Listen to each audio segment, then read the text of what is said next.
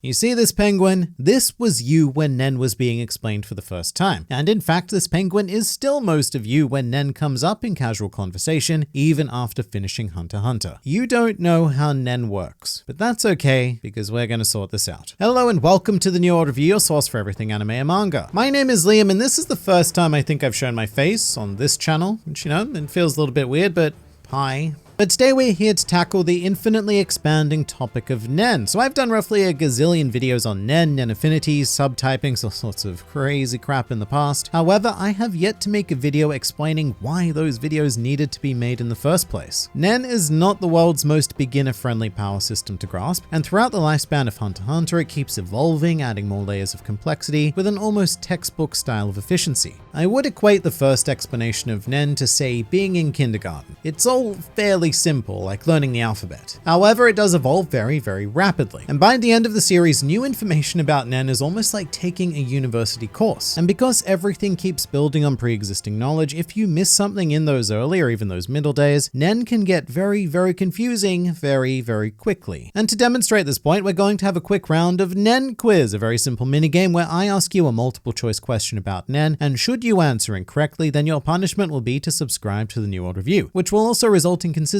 injections of Hunter-based culture administered directly into your YouTube feed. Meanwhile, if you are correct, then you will be crowned king of the NEN people. So here's your question. Which of the following is not a subtyping of manipulation? A, coercive, B, counter-coercive, C, pseudo-coercive, or D, solicitation? That's right, 3 of these things are indeed actual things, one of them is not. I need you to spot the wrong one, so make your choice now and we shall reveal the answer in 3, 2, 1, and bam, it was B, counter-coercive. So if you guessed incorrectly, then you know the thing to do, and please do say hi in the comments below if you are a new member of our association. Welcome. Now, reason number the first why NEN can be difficult. That's because the first time it ever comes up in conversation, it is deliberately misexplained. When Gon and Killua first approach Wing during the Heaven's Arena arc, he appears to give them an explanation of the 4 basic principles, Ten, Zetsu, Ren, and Hatsu. However, he quite deliberately misleads Gon and Killua into a false explanation because they are not his students. The problem here is that Hunter x Hunter is, I don't know, what's the word for it? It's a story, that's the word, it's a story. So just as Gon and Killua are misled, so are the audience. What Wing actually describes is a concept known as NEN of the Flame. It's designed to be a mental exercise to prepare students of the Shingen-ryu School of Kung Fu to learn the true art form and just become familiar with some of the vague concepts, which from an in-world perspective, I really, really like. I think it's pretty neat that they have this sort of training step instead of launching straight into aura control. It makes NEN feel like a much more realistic practice, but in terms of being a story, it's quite problematic that NEN is explained in 2 different ways in quick succession during Hunter x Hunter, because those 2 explanations can then become a little bit muddled. For example, NEN of the Flame is described by Wing as being a power that inflames our souls, expressed by the strength of will, whereas actual NEN is all about manipulating your life force and is only very loosely connected to the concept of willpower. It's not like Haki in One Piece, where the stronger your will, the greater your Haki output. It's not like that at all. But a lot of people do equate NEN to a more standard shonen practice of whoever has the most drive to win will generate the most units of the win-related substance. Haki, chakra, Ryatsu, ki, the stuff. But it's not an easy thing to throw out a concept like that and then retcon it a couple of chapters later, because it is there present in the minds of the audience. And it's not a great start to NEN, to be perfectly honest, because this is as simple as NEN will ever be, and it's already kind of confusing. Another simple factor that often trips people up is the name itself, NEN. I encounter a rather surprising amount of people who believe that NEN is a substance. That, for example, when Gon generates a Jujunkan attack, he is fueling that with NEN. However, NEN is not a substance. NEN is the name of the art form. What Gon is using to fuel a Jujunkan is aura, their direct life force. To equate it to a martial art, think of judo. Judo is the name of the study, not what you're using to implement it. So when characters in Hunter x Hunter say that they're using their NEN, think of that in the same way that a martial artist would say that they are using their judo. Or maybe in the same way that a cyclist would ride a bike. You know, you wouldn't say that a cyclist is riding their cycling.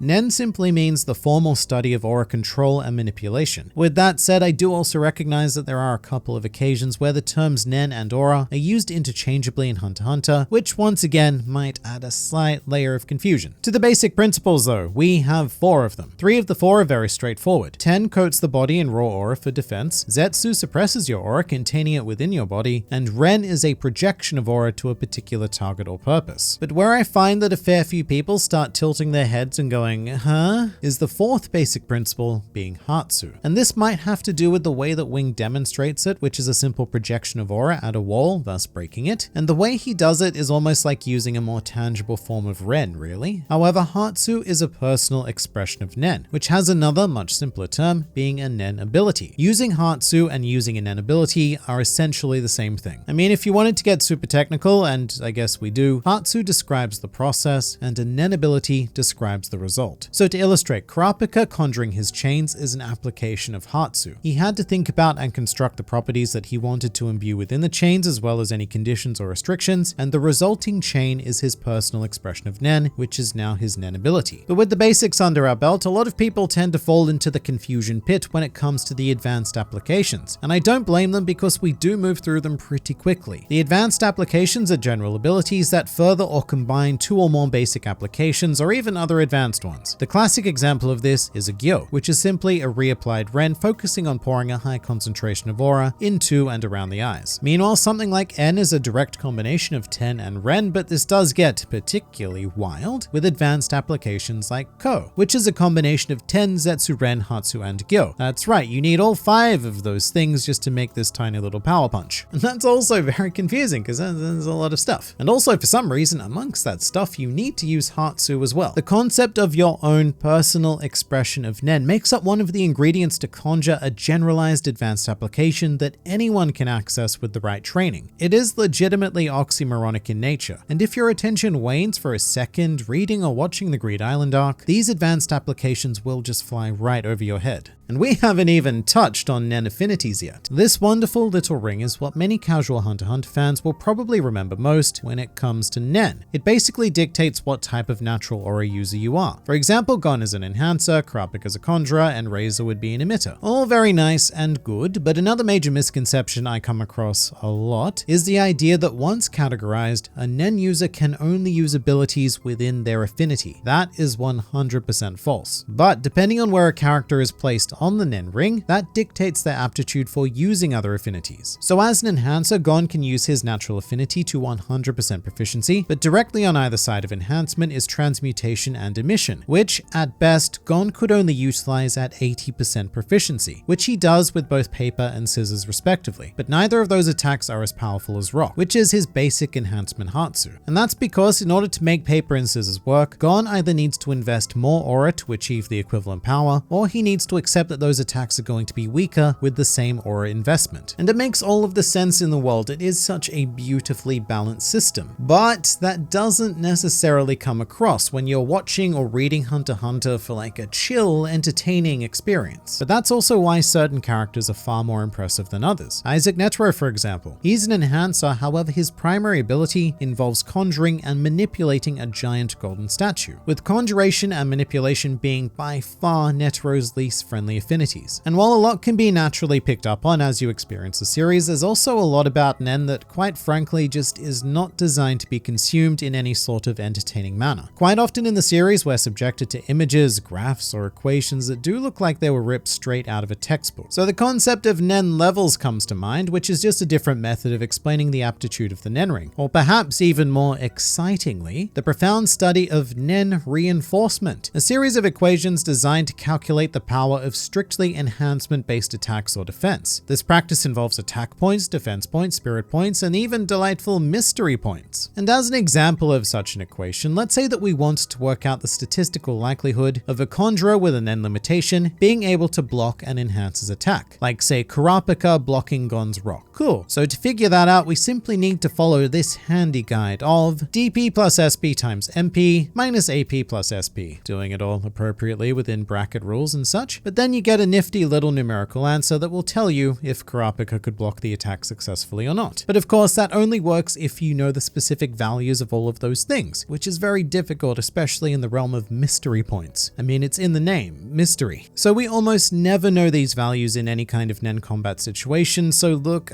I do like that this idea exists, theoretically. It gives a lot of depth to the world, but the average reader or watcher just does not need to spend time trying to fill their brain with all of these letters and numbers, which is ultimately unimportant to the core story. So the TLDR is that people much smarter than you and I do have a system of predicting the likelihood of success in specifically hand-to-hand NEN combat, and that's cool. And what makes matters worse for pretty much all of the above is, in my opinion, only having seen the anime. My first experience of Hunter x Hunter was the 2011 anime, and from a narrative standpoint, a few issues aside like Kite and Gyro, I do think it's a superior experience to the manga. However, when it comes to the technicalities of the world, I have to say that the manga is everything. There's this fantastic thing you can do in the manga, which is if you don't understand something, you can just not turn the next page. You can just stop and read it again. Whereas in the anime, it's much more of an ask to stop a video, rewind, and watch it again, and you're much more likely to just go with the flow, and instead of taking in the concept of NEN at your own pace of learning, you'll be subjected to the strict pace and curriculum of the anime. And I do think that you lose a lot in that experience. Especially since, looking back on it, the anime is actually really bad with explaining certain things. One of my favorite examples is that many NEN abilities in Hunter x Hunter are explained in detail on chapter covers or bonus materials. And a lot of the time, these bits and pieces don't get included in the anime series, and sometimes those are very big and important things that get missed, like say Chrollo's Skill Hunter. This does shock me in retrospect, but the anime doesn't actually tell you what conditions Chrollo needs to meet in order to activate his ability stealing ability. The closest we seem to come is Zeno's vague statement where he goes, you must need to do a bunch of things to make that happen. And then Chrollo thinks to himself, yep, I sure do. And then we never find out what the bunch of things are. Although I would argue that knowing those exact conditions aren't necessary for the story, but they are very necessary to actually further one's understanding of NEN, because Skill Hunter is far from the only example of this. NEN abilities in the anime are often left vague, unexplained, and as a result, it only serves to muddle the concept of NEN even further, because you lose grasp of those tangible examples of exactly how it's implemented. However, probably the most confusing thing about NEN of all time is that sometimes it just doesn't work. Even if you master the basics, the advanced, the affinities, all of the crazy subclassifications and equations, you still won't understand everything, because sometimes NEN just acts in unexplained ways. Such as Bisky. To this very day, we cannot satisfactorily explain how her body transformation works. On paper, something like that just simply should not be possible unless you are a specialist, but she is a confirmed transmuter. It also doesn't help that there are seemingly natural abilities in Hunter x Hunter that don't make use of NEN, or at least not conscious use of NEN, like Killua being able to turn his hands into claws, or the rhythm echo technique, stuff like that. Or even a creature like Nanika. Is their wish granting ability NEN based? I think I would make the argument that it is. However, trying to explain its technicalities would be pure and wild speculation. And that's why you don't understand NEN. Even if you manage to overcome each and every single barrier to the art form, neither you nor I will ever fully understand it, which I suppose is just part of the wonderful, enduring mystery that is Hunter x Hunter. But for some enduring entertainment, here is another video. It's also about Hunter x Hunter, which is the thing that you like, because there's always more to learn, explore, and experience with this wonderful series, so I look forward to seeing you there.